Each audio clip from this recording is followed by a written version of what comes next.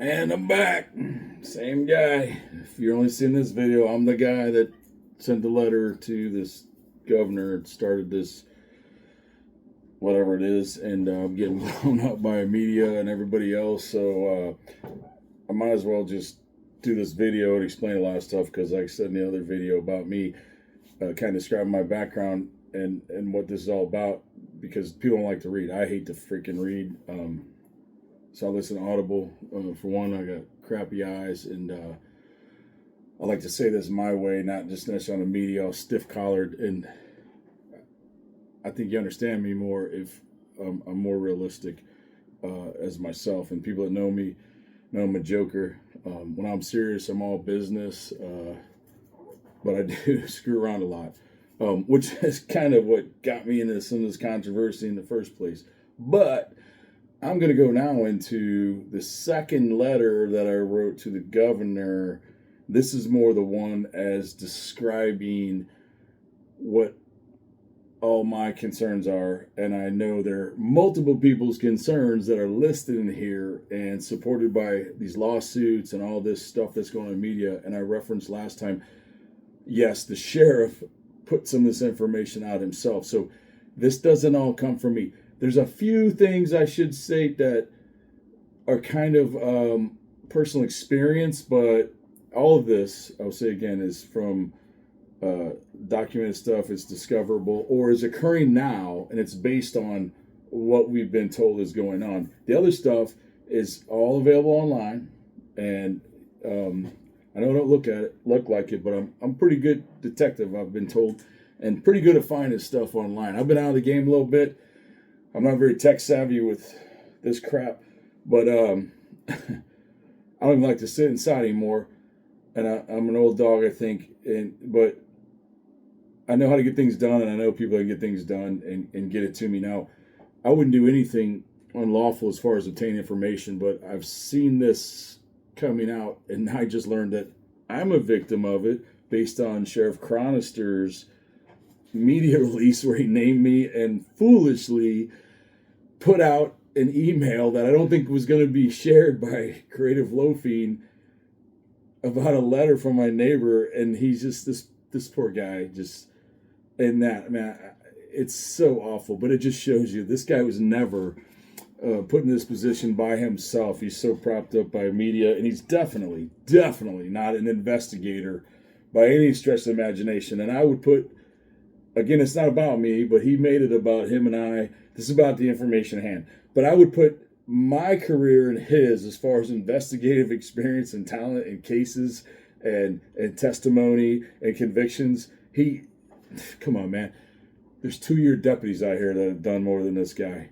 And here's a shout out to my SWAT guys. I know you're pissed that he wears that pin because he ain't supposed to be wearing it, and he's the only sheriff and law guy in the whole state of Florida who wears that thing. And let's face it, man, you got street crimes dudes that went through more dangerous doors. But the guy's got a very, very fragile ego. But I do like to troll him. I ain't gonna lie, I like to troll him. But this is serious. This is real serious shit here. I'm gonna explain. This is what I wrote to the governor. But it also highlights these things. And this is, I was joking before. I might end a little bit, but I'm going to get into some bad shit that's happened to people. This isn't JT Stallschmidt's conjecture. This is shit that's happened. A couple of these are my cases, and this is all documented. So all you idiots out there, especially the ones at the sheriff's office that like to and you didn't take the time to read this stuff, this is about you guys too. This is about the protection of you, your taxpayers, your promotions, your security at the sheriff's office, your family, all of this combined. When you're led by an inept, as they like to call Trump, and this is nonpartisan, totally nonpartisan. I just got Governor Sanders to go to. Sorry, he's our governor. I'm Republican, Chad's Republican, but this is nonpartisan. This isn't about that. As a matter of fact, most of the people mentioned in here have nothing to do, or I wouldn't even know what their politics are. And some of them are too young to be able to vote. So you have got to, I would encourage the public, you have got to digest this information. And if you call me a bullshitter and a disgruntled employee, I said I own it. Goddamn right I'm disgruntled. Goddamn right. I'm a tax-paying citizen. I'm in one of the highest tax districts. I'm pissed about my money. Okay? I left the office. I've proven this over and over. All my own to do. None of this bullshit and conjecture that I left under. No. Wasn't fired. I retired. My retirement's aside. I built a business. I'm okay. Not struggling, Chad. As I told you, my struggles are just pretty much arthritic. But I got to get into this, and it ain't pretty. So here's my letter to the governor, and I'll talk about the cases. We, the nonpartisan citizens of Hillsborough County, Florida, hereby demand the removal or resignation of Sheriff Chad Chronister. Based on the facts listed below, Sheriff Chronister's command staff have been consistently mired in controversy with multiple members under investigation or previously disciplined. Command staff, I'm talking about right here. Command staff, the 40-person command staff, not the lay rank and file deputies, the 40-person command staff.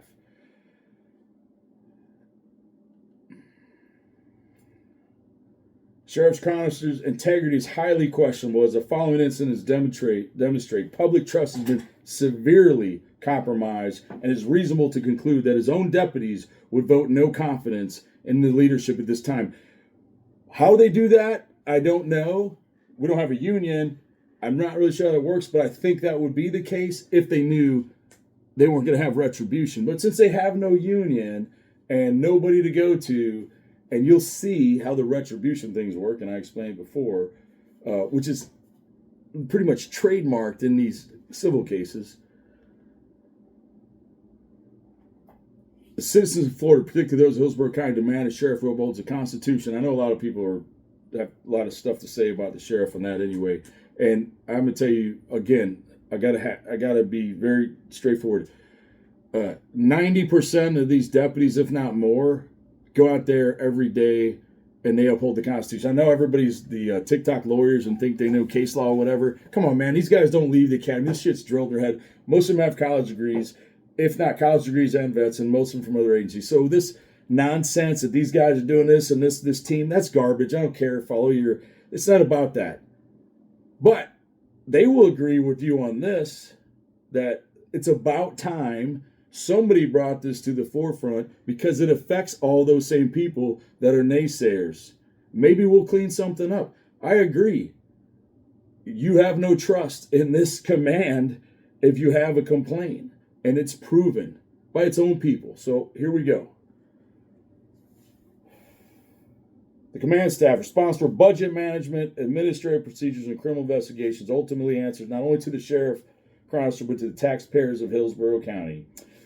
Is if, as alleged, at least 25 personnel with the 40-member command staff, excluding undersheriff and chief deputies, but including all captains and above, participated in academic dishonesty, this represents roughly 62.5% of the command staff. This equates to approximately 3.2 million taxpayer-funded salaries, wages, and benefits yearly, and that's being very, very conservative. Now, that 25 personnel, that didn't come from me. That came from you, media person's press release based on the person who started all this, who wasn't a deputy.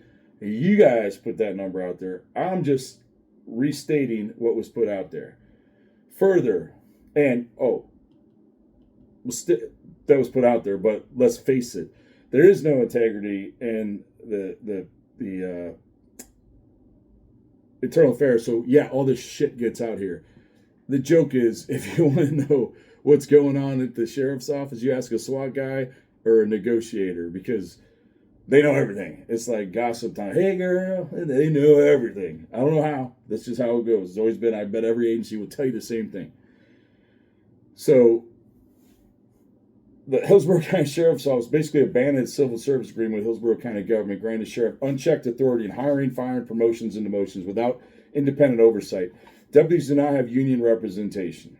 Some people hate him, some people love him. And evidence shows repeated violations of the Florida Policeman's Bill of Rights. Oh, you'll see that. You guys saw this on national TV happen to a deputy. Every allegation listed below is supported by internal investigations, prior disciplinary actions, civil lawsuits, public records, or statements from personnel involved. These matters can be easily verified and substantiated through state attorney's office, the attorney general, or your office. Depositions, I'm just saying, whatever. It might take a while, but it can be supported. We the people allege Sheriff Chronister and Under Sheriff Tommy St. John, both of whom are themselves implicated in multiple controversies, knew or should have known of these incidents which directly undermine the integrity of the Sheriff's Office. Their actions and failures to act have placed community residents in danger, resulted in deaths and suicides, and wasted taxpayers' dollars through negligence and legal settlements. Astronomical amount of legal settlements. Now there's a cap, and I know there's a big push to get rid of qualified immunity. I'm kind of on the fence on that as far as how it pays out. But when it's gross neglect, I don't care what position you're in, and you screwed somebody over, I mean, it is what it is. And yeah, you kind of chose this profession, and that's definitely a risk, but I also believe deputies are afforded a different type of protection because they are on the front line, and they're just willing to die. I don't care. You gotta say what you want about all these stupid things like Uvalde. That was a horrible example. I never saw one cop out here, with the exception of an incident I'll talk about in a minute, not really put themselves out there. I mean, we just saw a video of a guy jump through a window and take a headshot, hoping that he hit this guy holding knife again, and kill the bad guy who's holding the hostage. Had he not hit him or done wrong, they would have crucified that guy. This dude jumps to the window, this deputy.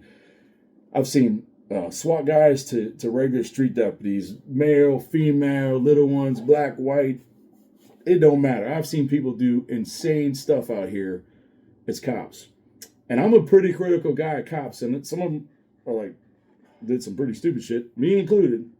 But, man, they go from this mode to go help the public. We don't see that in a lot of people anymore, anywhere. And we didn't see it with most of these people in the command staff. These allegations demand full investigation and, where appropriate, criminal prosecutions.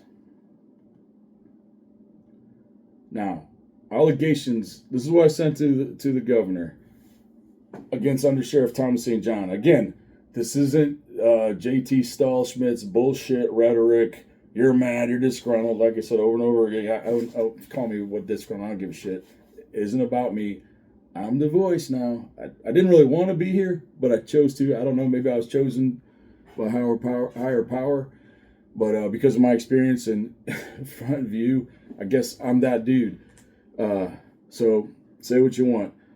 Suspected academic misconduct. Under Sheriff St. John is suspected of using other personnel to complete his coursework and educational or academic programs directly to his position, or knowingly supporting others in doing so. Where did that come from? Like I said, suspected. Well, Chad, you got anything to say about that?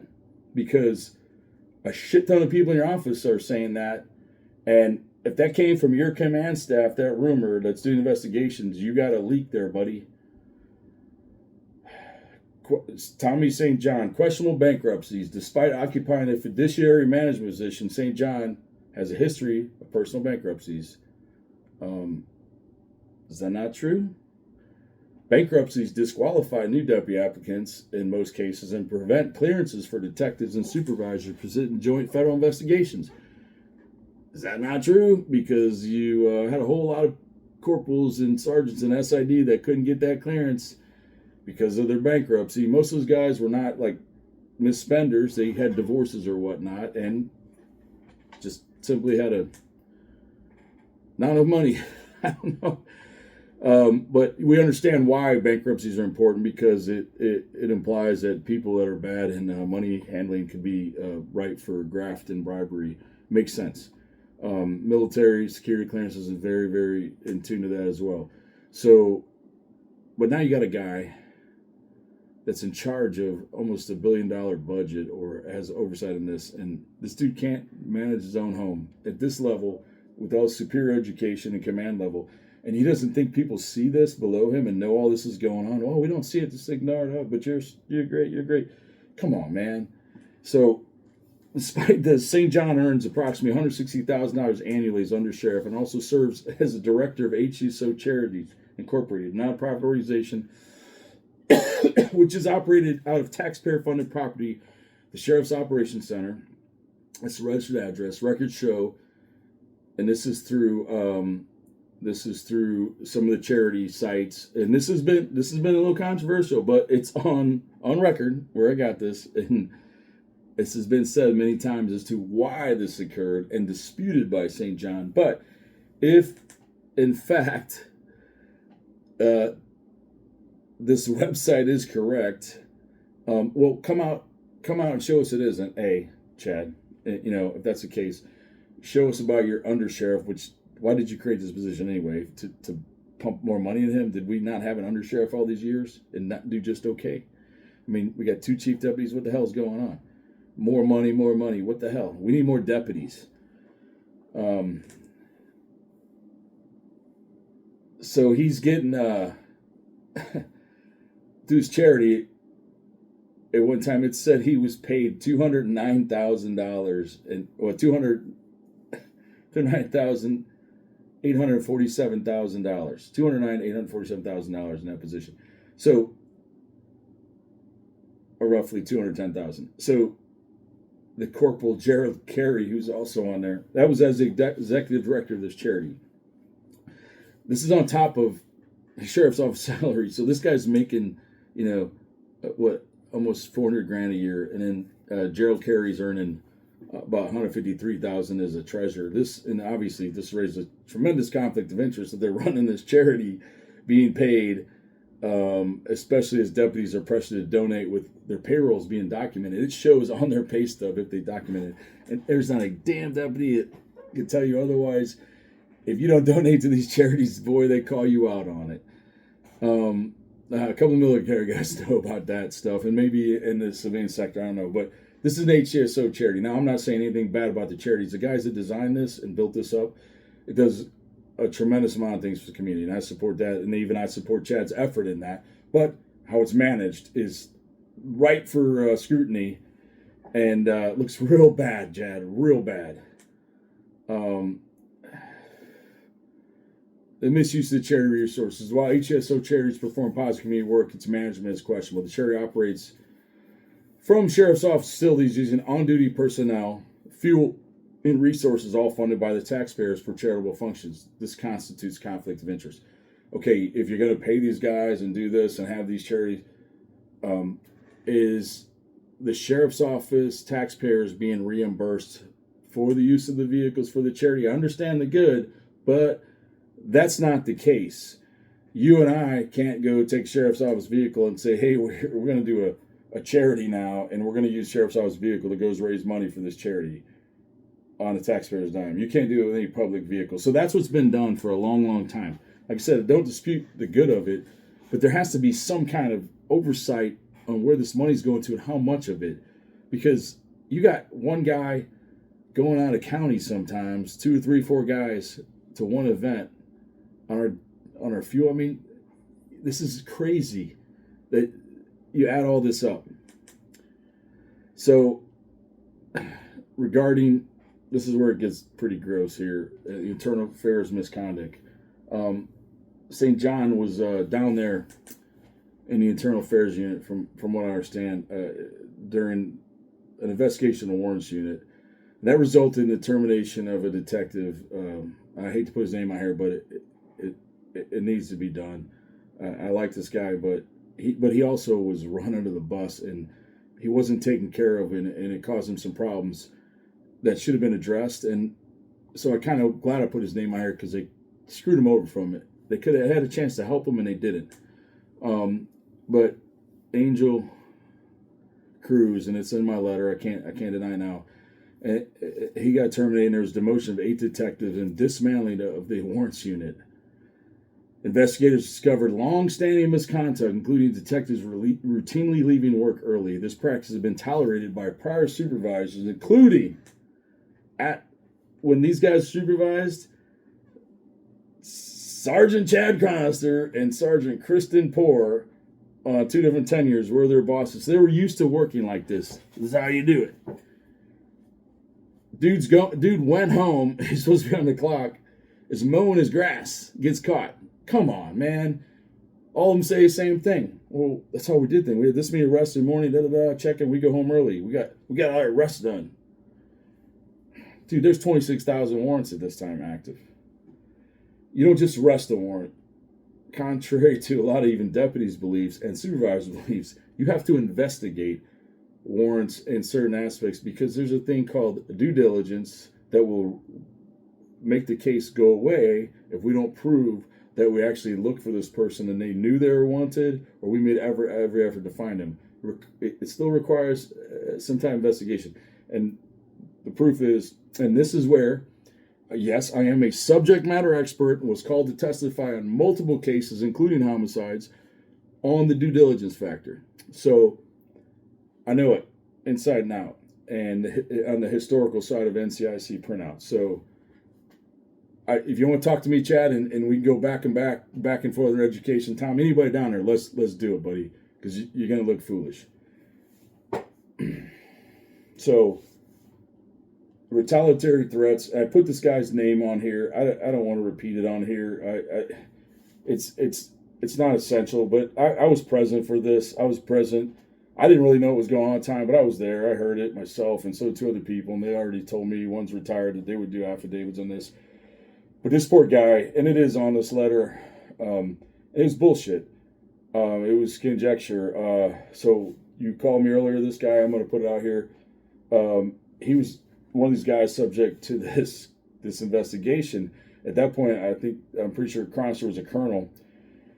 So he's not even supposed to be in this investigation. He's not in a chain of command. He's not even supposed to know about it. It's an internal affairs investigation. But this detective is in. He's like, well, this is bullshit, man. We were allowed to do this all the time. Why all of a sudden it changed and they did this? So he's kind of run his mouth in his defense, and he was speaking the truth. Hey, Christie let us do it. Now I'm sitting in the office. I'm hearing all this myself.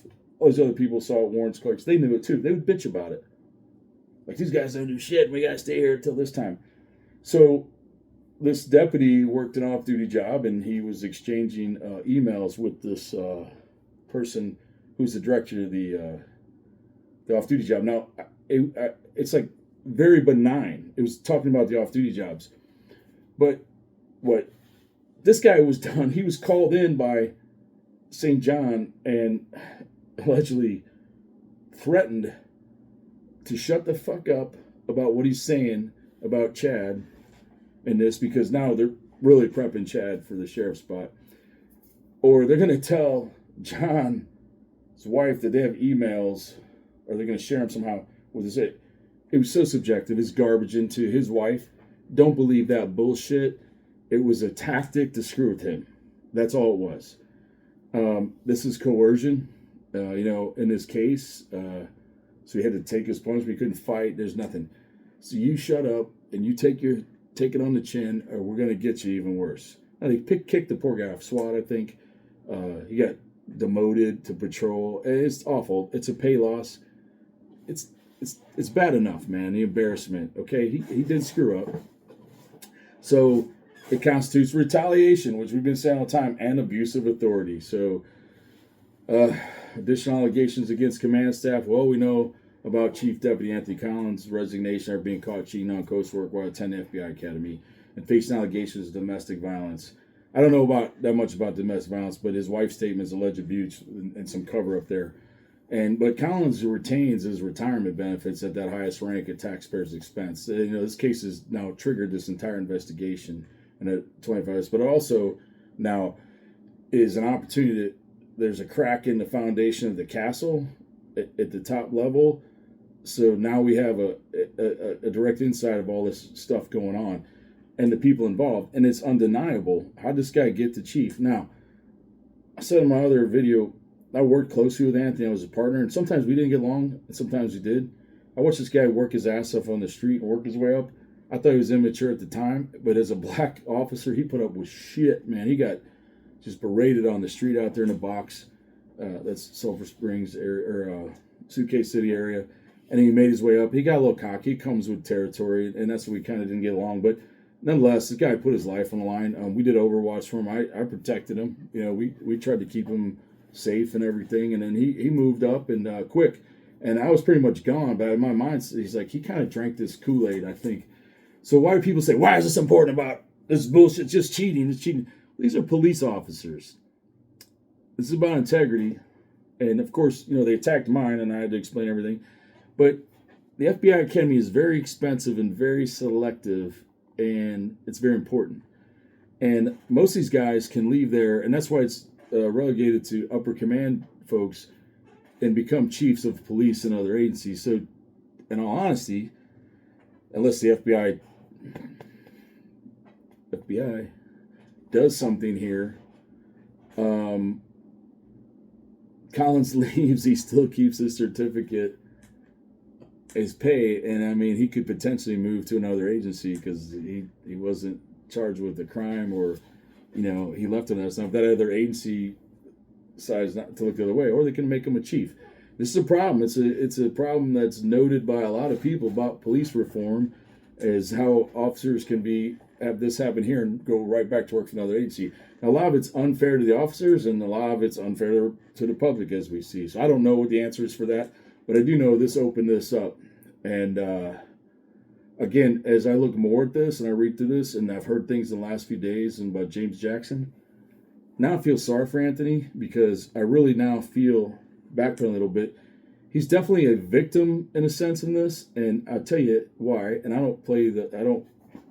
hate the whole race car, I hate the DI bullshit.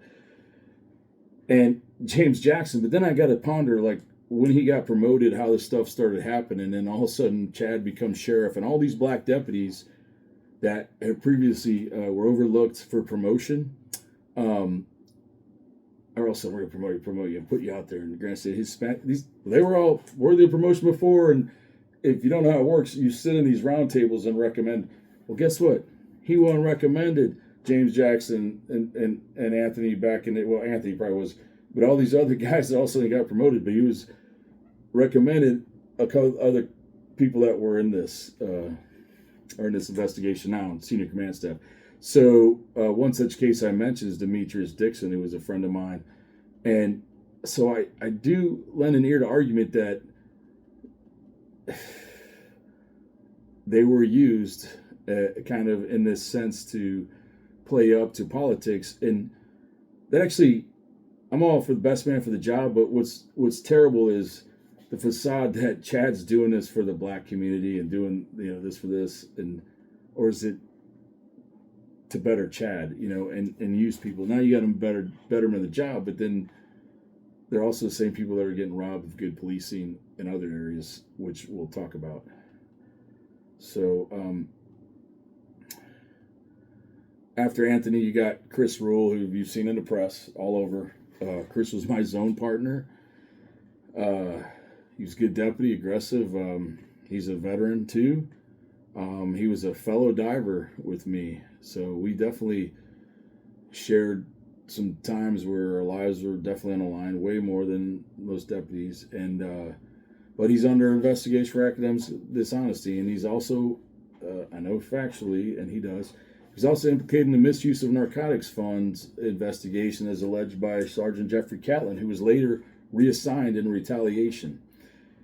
Jeff Catlin is, without a doubt, I've never met somebody that I would even, at the sheriff's office, that has just more likability and is just stand up.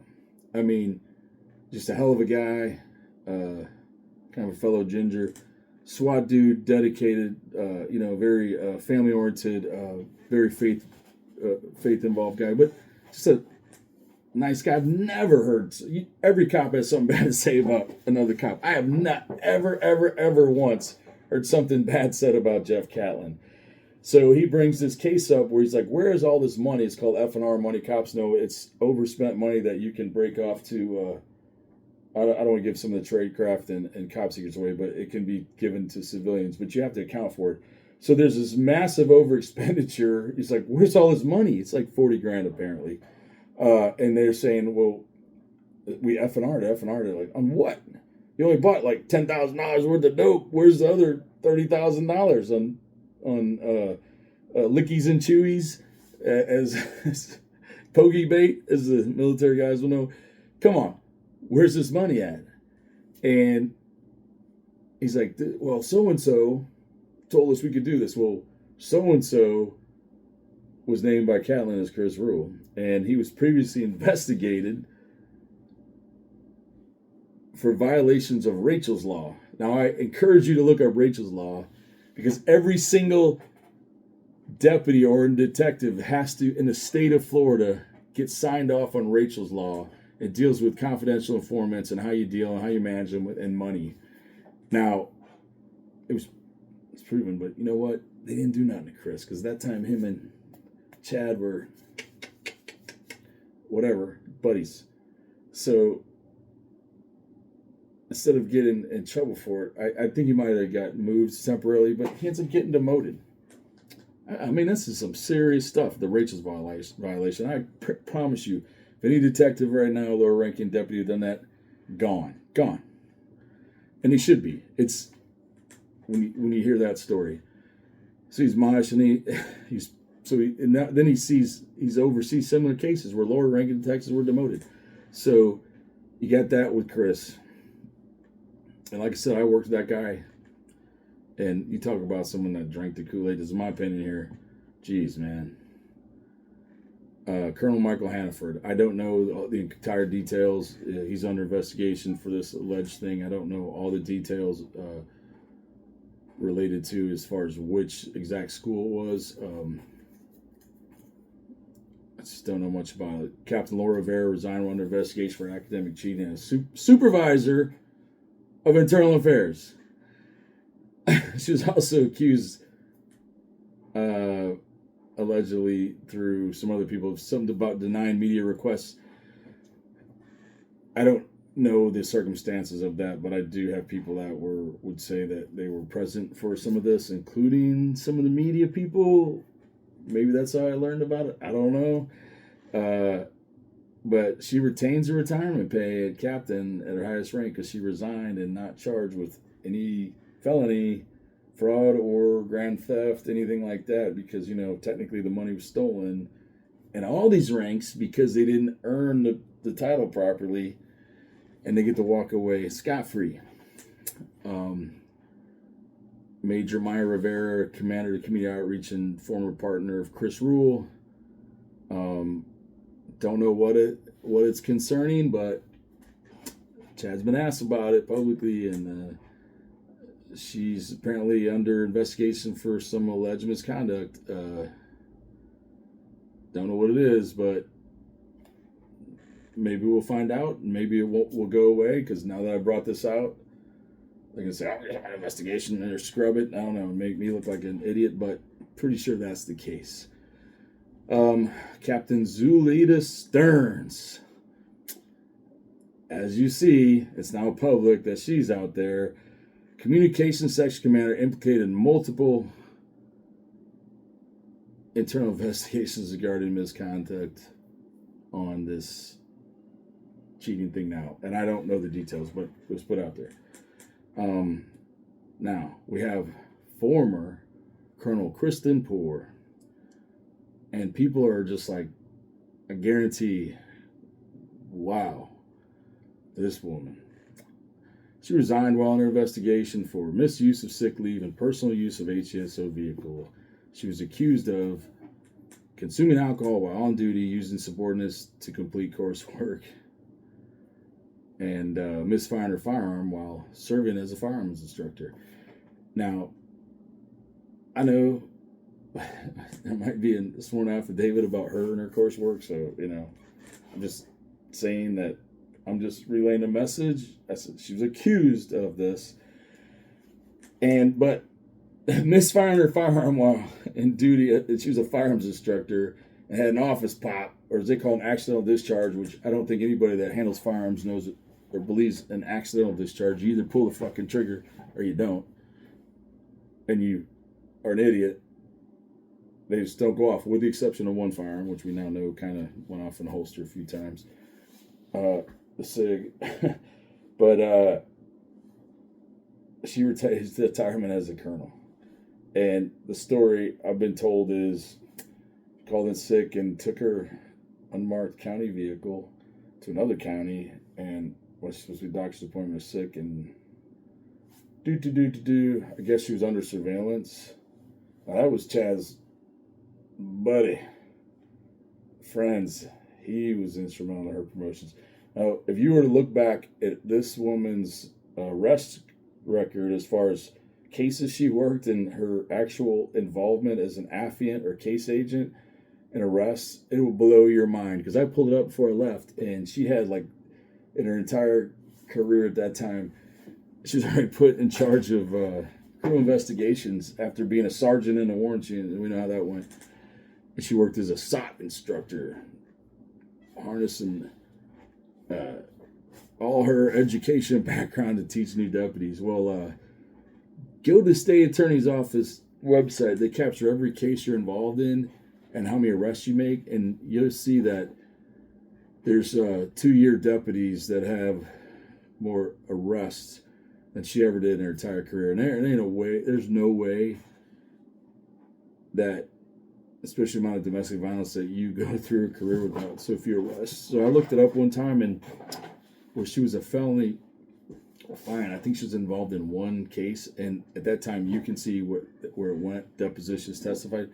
I mean, her experience was just absolutely unreal as far as non-existent. She was on the HUD color guard team, and I ain't saying she didn't look squared away in uniform, but there's so much stuff said. I don't play into that, all the bullshit said. I just know what I know, and I worked with her too on a squad, and I couldn't believe her rise to fame and fortune here was pretty quick and pretty bad. Now, she was in charge of one of the investigations that I spoke in my house when my cheek got broken.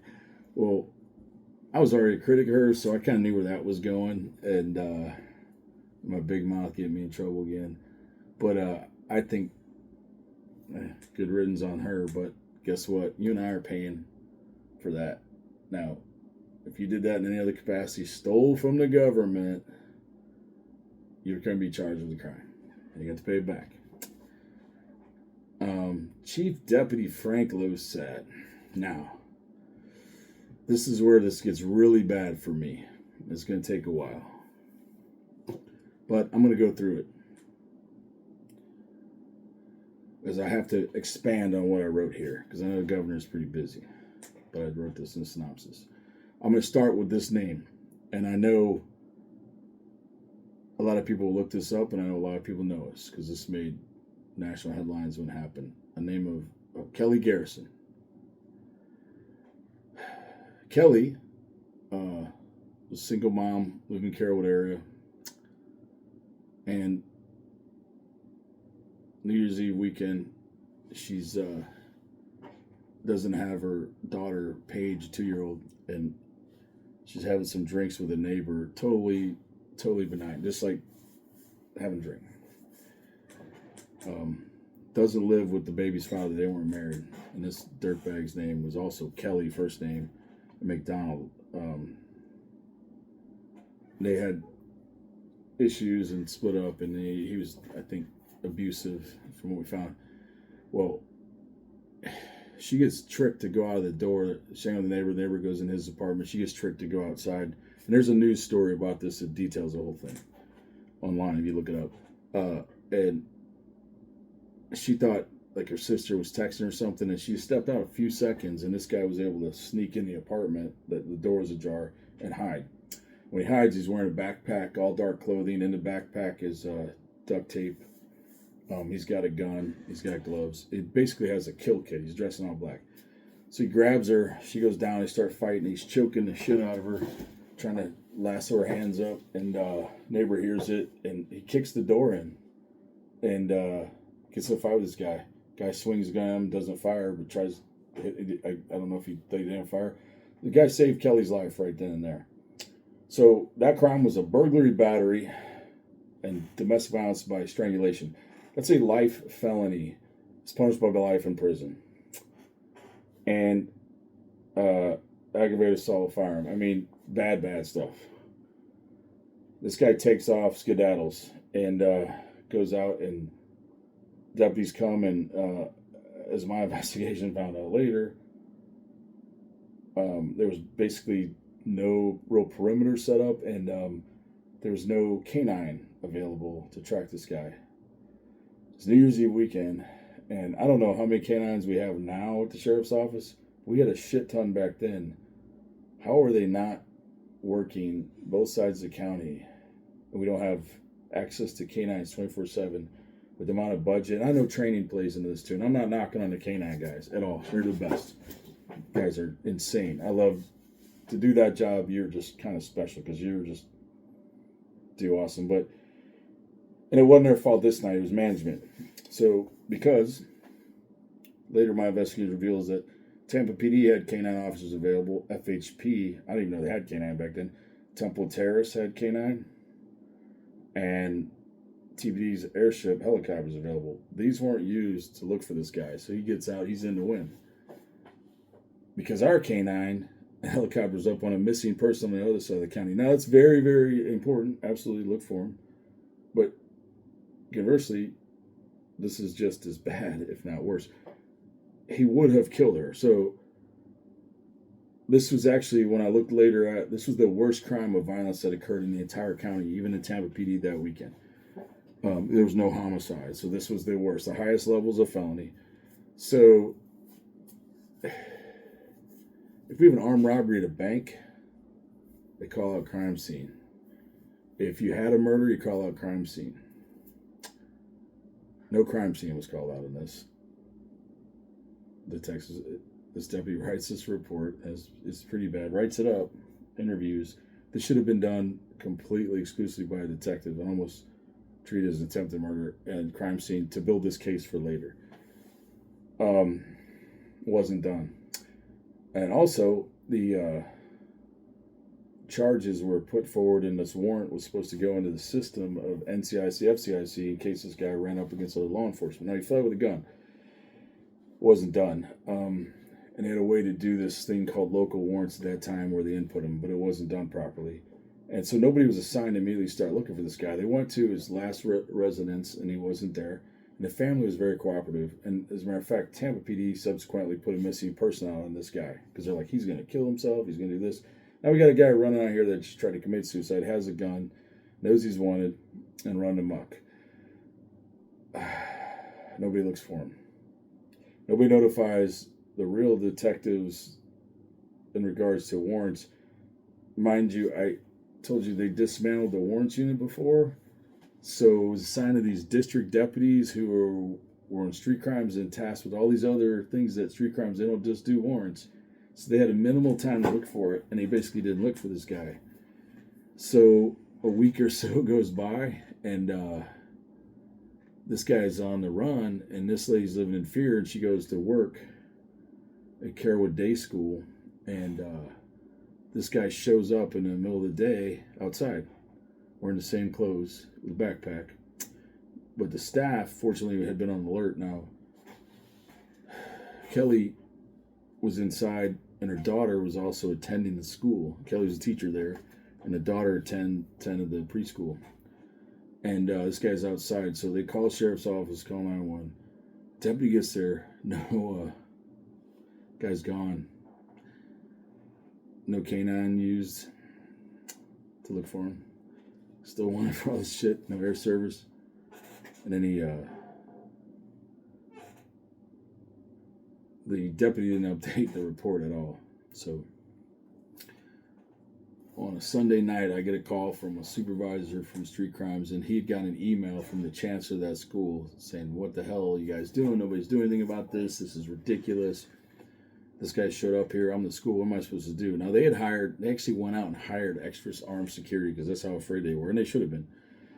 So my supervisor calls me and says, hey, can you go over there in the morning and talk to this lady? So he and I actually went on the Monday morning and interviewed this lady, and I was like, oh, man, yeah, we need to really go after this. So this is really my first taste of who this guy was and what was going on, and I'm like, damn it, man, we lost that opportunity to use some technology in the first part of this, and involve U.S. Marshals. We felt he's out of county. Now, U.S. Marshals don't typically work domestic violence. It has to be more extreme circumstances and felonies, because the misdemeanor stuff and some of it gets washed, and they just have more violent cases that occurred.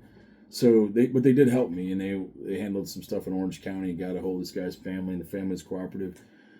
So I go all out. Now I'm full tilt on this guy. And I'm like, we got to catch this guy. We got to find him. He's a dangerous dude. He's coming to kill this lady. He tried once. He's going to do it again. So I find a guy that's involved as a friend, and I interview him. And the first time he says, I think she made this up. So I don't think this guy would do this. And I'm like, what the fuck are you talking about?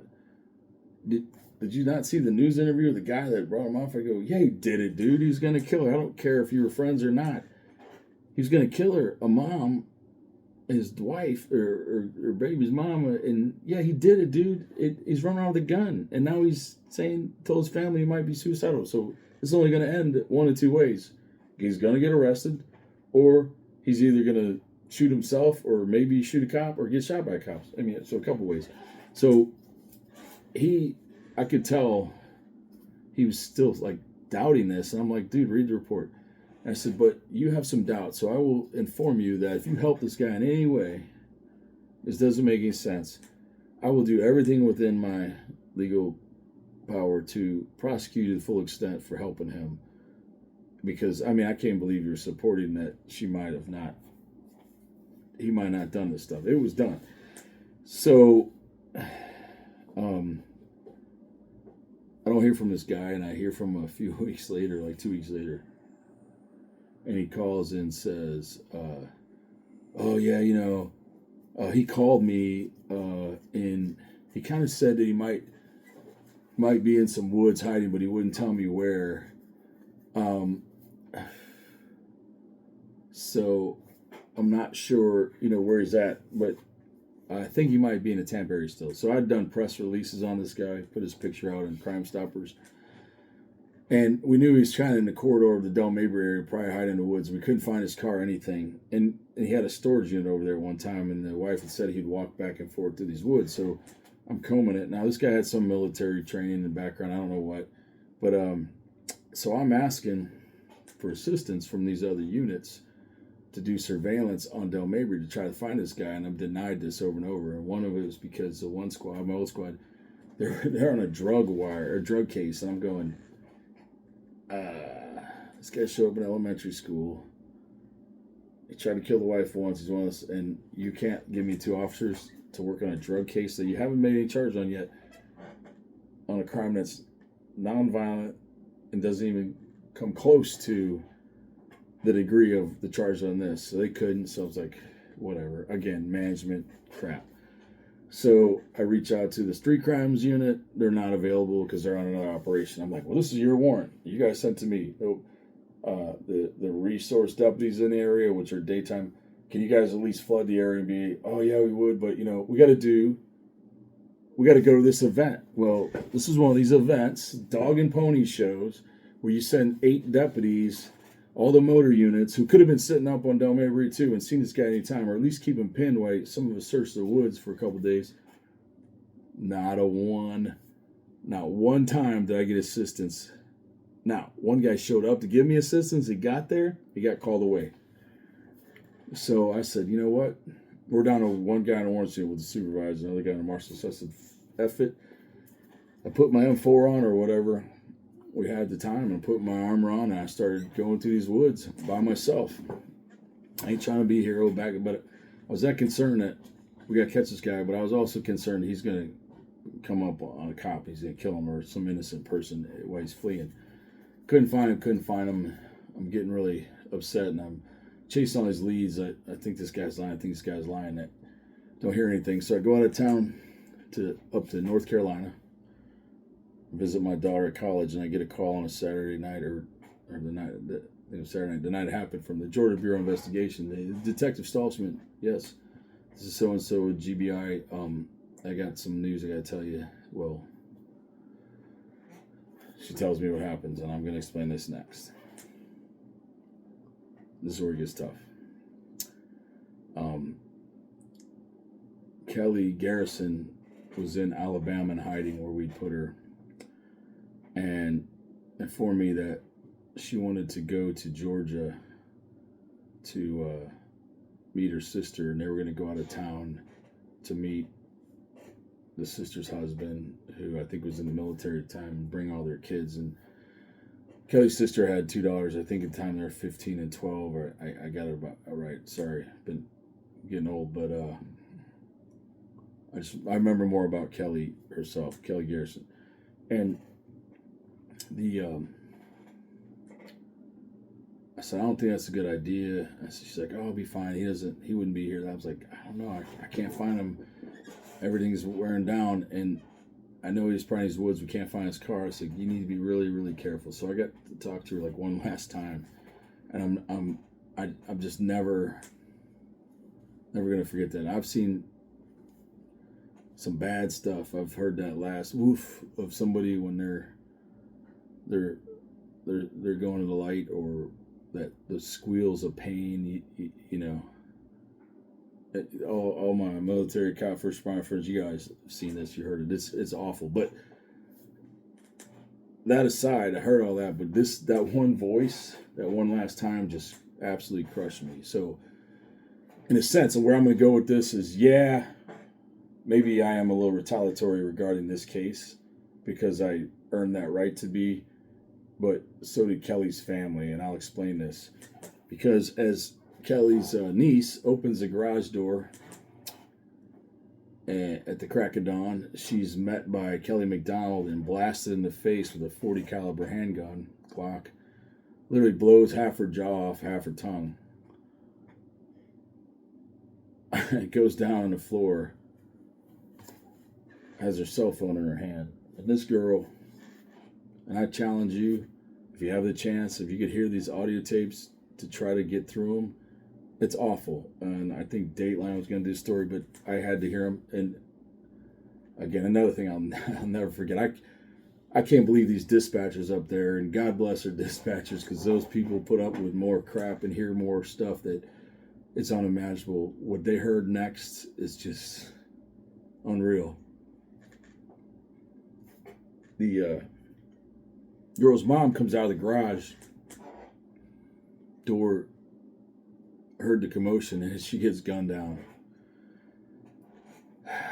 Pretty much falls dead face to face with her daughter, who's laying there with her fucking tongue hanging out of her mouth, half blown off. And this girl has the guts to call 911. And you hear her on there gurgling, and she's trying to get this out. Is what's going on? And then you hear shots. Again, now the dispatcher's like, oh, we know what's going on. So this piece of shit runs at the other daughter, shooting at her. She bails out of the back of the house, runs through a field. Imagine this at dusk. You're in your fucking pajamas at this age, and this fucking monster comes at your house, chases you out shooting, and you hit a barbed wire fence at full speed, getting stuck in it. What the fuck? This is a 13-year-old thing, and she's thinking she's gonna die right now. This guy's coming to kill her. Fortunately, he didn't go after her. He stayed in the house. But unfortunately, I think Kelly Garrison figured out what was going on, and she gets chased upstairs by this just awful person that shouldn't have been there. And traps in a room. Of course, now the cops are coming, and he goes in that room, and what he does next, I'm not going to discuss on here, but I know it. What he did to her in front of her 2-year-old child.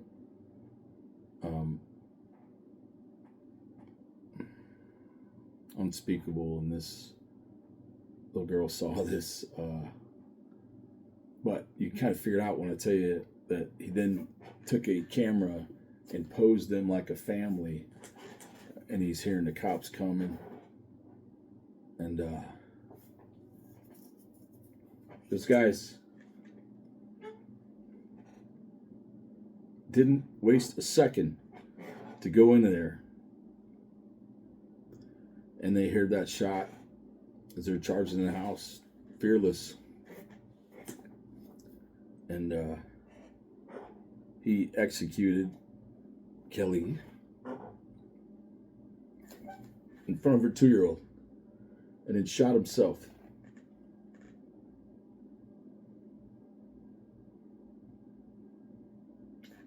Imagine this 13-year-old girl now and a 6-year-old girl who survived. I don't know how. Having to see all this with this little page. Seeing this. And then the parents of Kelly and her sister. This guy had 2 daughters murdered. These girls all lost their moms. This poor girl's face or everything about her. I talked to her dad and after this, and I'll explain why. And just, I mean, so I've seen some terrible things. I didn't have to see that. Thank God. But I make some calls, and my first question is, did we do everything we're supposed to do? Did you do everything you're supposed to do? Me. I said, yeah, I did everything I was supposed to fucking do, but we got some problems. So I drove back to Tampa. Can't believe I didn't get arrested on the way back, and I'm going to get that son of a bitch and interview him, and I'm on the way talking to the U.S. attorney and asking for see if we can get some federal charges. They're explaining we can't. It's an obscure charge called mispresentation. I think they used it on Courtney Brantley, the Dante Moore's case, and they're like, we can only do it if you got this, and this. So I had to build a case backwards if I was going to try it, and phones and everything. It was going to be very complex, and we didn't even have a phone. So I had to call the state attorney's office, and they said, listen, we don't have a felony charge in this yet unless you can interview him. And I go, well,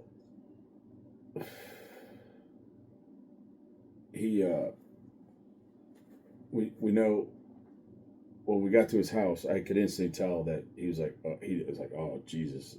He didn't want to answer the door at first. And I said, well, I take this back. When I called him about this on the way, he says, he hangs up with me once. He goes, I'll be honest with you. This is fucked up, man. He goes, when I told you I talked to him on the phone that night, I actually met him in person. I met him at 7-Eleven at Himes and Waters, which is right by this KFC, right near where we were looking, but we couldn't find the son of a bitch. He'd been using a landline at KFC. So this piece of shit friend of his went to meet him, knowing he's going to meet him, doesn't call me, but didn't tell us. We would have set this bastard up. I would have done everything I can to stop him that night if it meant running my legs off. He wasn't going to get away. I would have called, probably got the support of the marshals. I probably would have had to call TPD's guys. Anybody I could, but I think the street crimes guys responded. But the point is, this piece of shit didn't tell us they went to meet him in person. So I'm losing my mind. I'm going over there. I'm like, how am I going to handle this when I see this guy? And he won't open the door. And we talked to him. And Corporal pretty much had to probably keep me from ripping this guy's body to pieces. And I said, you son of a bitch, you know what you did. And he just broke down. Oh, no. I go, you fucking son of a bitch. So I go to call back state attorney, like, look, you got enough to arrest him on obstruction, but if you get him on obstruction and interview him, maybe we can push a felony charge based on what he says, if you can build more of a case. So I can't do this, of course, without going to my supervisors. And the state attorney, remember, he says, at a minimum, we arrest him and we do this massive press release and we make this guy the villain that he is. And maybe the family will be able to sue him, because they see this. And then we show people what a piece of shit he is. And this is what happens when you don't cooperate. You do all this dumb shit and take the word of this guy. And this is how domestic violence works. So,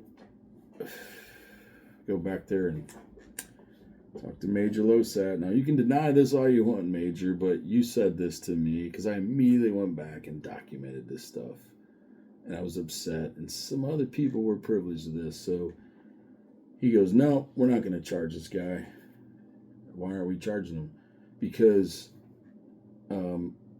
if we do that, then the public's going to realize how bad the district guys fucked up from the beginning. They're going to hear about all this. And the sheriff's kind of right for a lawsuit.